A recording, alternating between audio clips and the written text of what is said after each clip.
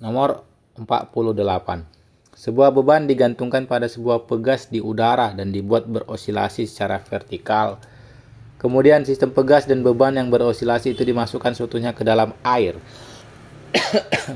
Jika gesekan air diabaikan, osilasi beban di dalam air lebih cepat dari osilasinya di udara. Ini salah. Sebab berat beban di dalam air lebih kecil dari beratnya di udara. Ini benar. Oke, kenapa yang pertama itu salah? Kita sudah bahas tuh. Kalau dibilang osilasi beban di dalam air lebih cepat dari udara, artinya periodenya beda dong.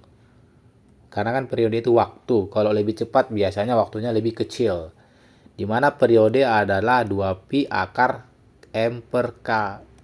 Nah, jelas bahwa osilasi itu ketika tidak ada gesekan, ini kan katanya diabaikan ya. Tapi kalau tidak diabaikan tentu terjadi ini ya, perubahan kecepatan.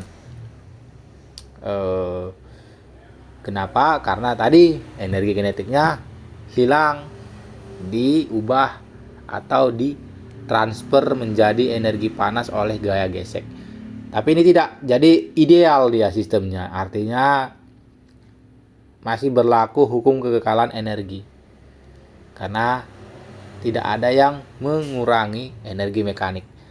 Kemudian di sini periodenya itu hanya bergantung kepada dua hal. Jadi ini massa bebannya yang digantungkan ke pegas, kemudian ini adalah konstanta pegasnya. Konstanta pegas. Dan massa itu kan nggak berubah ya. Dimanapun massa itu tidak berubah. Jadi jawabannya ya sama gitu periodenya. Jadi baik di udara maupun di air sama. Ini agak counter intuitif ya dengan intuisi kita. Ya jelas. Itu karena gesekan air diabaikan. Jadi kalau gesekan air tidak diabaikan, intuisi kita akan menganggap periodenya makin besar. Kenapa? Karena makin lambat geraknya.